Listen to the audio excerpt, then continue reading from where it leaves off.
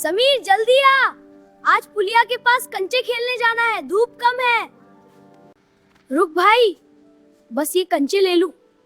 आज मैं तुझे अपनी सबसे पुरानी चाल से हराकर सबका खजाना जीत लूंगा, बस देखता रह तू।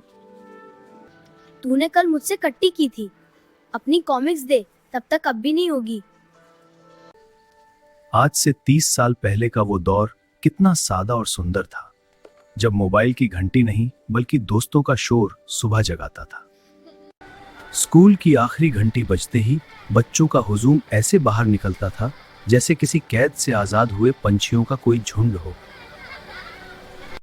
काका, 1 रुपए की वो खट्टी इमली दे दो, छोटे भाई को भी खिलानी है। भाई मुझे भी चखा दे यार, ये चूर्ण वाली टॉफी खाकर तो असली मजा ही आता है, क्या कमाल का स्वाद है। देख, गेट पर गुब्बारे वाला आया है, देखते हैं किसके पास सबसे ज्यादा चवन्नी है।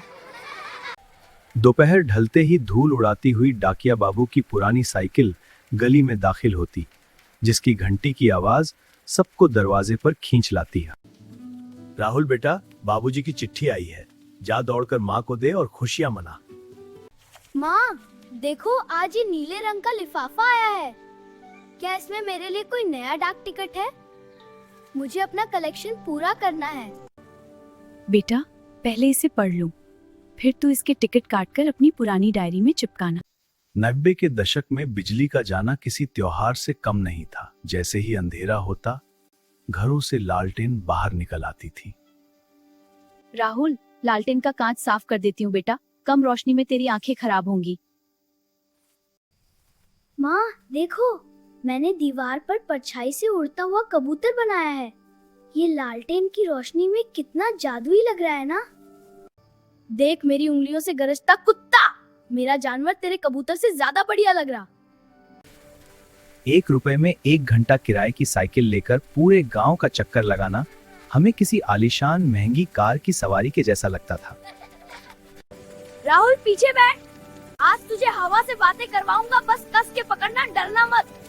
अरे धीरे चला समीर, अगर हम गिर गए या साइकिल की चेन उतर गई तो साइकिल वाला हमसे एक्स्ट्रा पैसे वसूलेगा और बाबूजी डांटेंगे। पायलट समीर की उड़ान चालू हो गई, आज पूरे गांव को साइकिल से जीत लेंगे। रविवार की सुबह हमेशा गांव की गलियों में सन्नाटा पसर जाता था, क्योंकि तब हर बच्चा और बूढ़ा टीवी के सामने जाकर चिपक जाता था। समीर, छत पर जाकर एंटीना थोड़ा घुमा, स्क्रीन पर अभी भी बहुत झिलमिलाहट आ रही है। अरे अब सही आया क्या? देख, जल्दी से चित्रहार शुरू होने वाला है और उसके ठीक बाद हमारा पसंदीदा सुपर हीरो शक्तिमान भी आने वाला है। अब साफ दिख रहा है, जल्दी नीचे आ, वरना तेरा शक्तिमान बनने वाला सीन छूट जाएगा। शक्तिमान की वो जादुई धुन बजते ही हर बच्चा खुद को सुपर हीरो समझकर पूरे घर में गोल गोल घूमने और उड़ने की कोशिश करता था। बारिश की पहली बूंद पड़ते ही हम तुरंत रद्दी कागजों की तलाश में जुट जाते थे, ताकि अपनी सबसे मजबूत नाव तैयार कर सकें। मेरी नाव बड़ी है, ये पानी के बहाव में आगे जाएगी, तेरी वाली डूब जाएगी। अरे नहीं नहीं, मेरी नाव का कागज बहुत सख्त है, ये तो पक्का उस पत्थर तक पहुंचकर दिखाएगी, चाहे कितनी भी तेज बारिश हो। अरे देख, हमारी नाव पुलिया में जा रही, देखते हैं किसकी नाव उस पार सुरक्षित निकलती है। रात को छत पर चटाई बिछाकर लेटना और दादाजी के पुराने रेडियो पर क्रिकेट की कमेंट्री सुनना एक अलग ही रोमांच था। बच्चों सुनो, सचिन ने फिर एक चौका मारा, आज पक्का भारत ही यह मैच जीतेगा। दादाजी, मैच के बाद आप हमें वो वाली कहानी सुनाना ना, जिसमें जंगल का राजा एक बूढ़े खरगोश से हार गया था।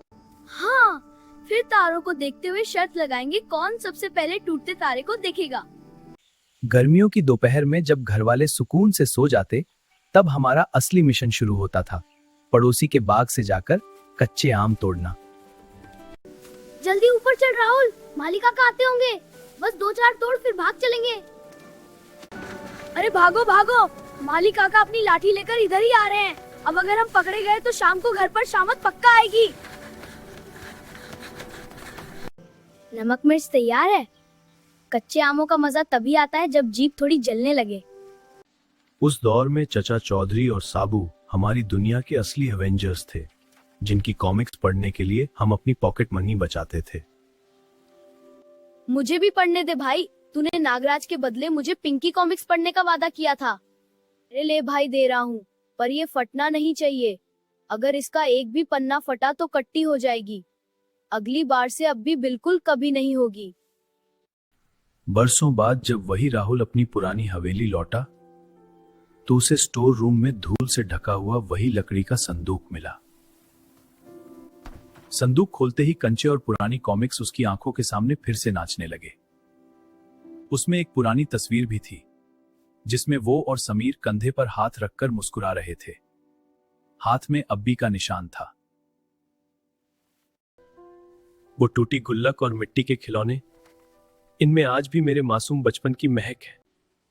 राहुल ने देखा कि संदूक के नीचे दादाजी की एक पुरानी चिट्ठी रखी थी, जिस पर दादाजी ने उसका नाम बड़े प्यार से लिखा था। बेटा, ये संदूक असली जायदाद है, इसमें तुम्हारा वक्त है जो कभी लौट कर नहीं आएगा। काश मैं उस सादगी भरे दौर में वापस जा पाता, जहां खुशियां पूरी तरह मुफ्त थी और हमारे पास वक्त की कोई भी कमी नहीं थी। 90 का दशक सिर्फ तारीख नहीं, रिश्तों की गर्माहट और प्यार का सुंदर समंदर था। आज हमारे पास दुनिया की हर सुख सुविधा है, पर वो मन का सुकून और बचपन का वो जादुई संदूक कहीं बहुत पीछे छूट गया है। तो चलिए आज अपने बचपन की उन मीठी यादों को फिर से ताजा करें और हमेशा याद रखें कि जिंदगी का असली खजाना केवल प्यार है। अगर आपको कहानी पसंद आई तो लाइक, सब्सक्राइब और शेयर जरूर करें। मिलते हैं अगली कहानी में।